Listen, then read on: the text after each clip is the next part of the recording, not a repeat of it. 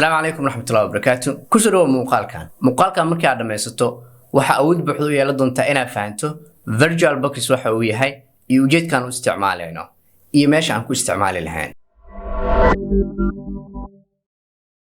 hagaag hadaba waa maxay Oracle VirtualBox? Oracle VM VirtualBox waa free waana open source hosted hypervisor ah loogu talagalay in lagu isticmaalo x86 virtualizations. x86 virtualizations waa caawiyaha hardware-ka qaybtiisa CPU-ga. VirtualBox waxa hormariyaan Oracle Corporations.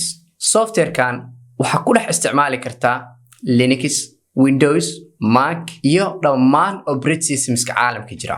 hagaag hadaba waxaan isticmaalay eray adag. waxaan rabaa inaan kuu sharaxo eraydan isticmaalay. waxaan kuu sheegay Oracle inuu yahay hosted hypervisor. Host waxa laga wadaa martigeliye, halka hypervisor-na loola jeedo matale. haddii aan ku jilciyo software-kan wuxuu noo suurtagelinayaa inaan ku isticmaalno operating systems-ka sida Linux, Windows iyo Mac OS. Oracle Virtual Machine waxay ku suurtagelinaysaa computer-kaada camal inaad u isticmaasho. si kale saalan haddii aan kugu sheego waaba computer ku dhex nool computer-kaada.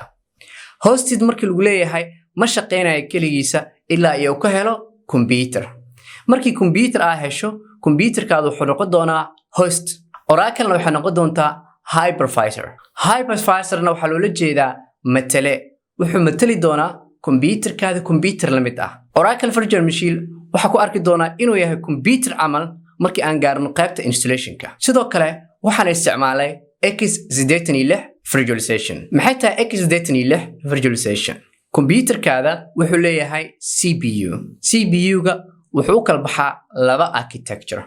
architecture loo yaqaan 86 iyo architecture loo yaqaan 64. mar rab inaan kugu wareeriyo architecture-da CPU-ga. muhiimadeedu waxay tahay on kaliya inaad fahanto CPU-gaada qaybo u kala baxo.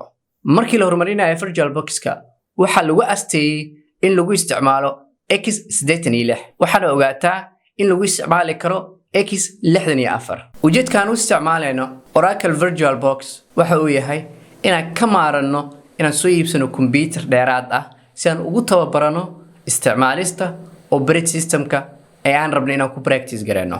VirtualBox-ka waxa ku dhex isticmaali kartaa computer-kaada caadiga ah adigoo ka dhex abuuranayo computer aad u fara badan. ujeedka ugu weyn aan u isticmaali doono waa ka. haddaba hosting system-ka aan isticmaali doono waa computer-kii iga dambeeyo waxaana ku jiro operating system Windows. waxaan ku arki doonaa qaybta installation-ka iyo habka loo soo dejisto insha Allah taala. taawasho wacan.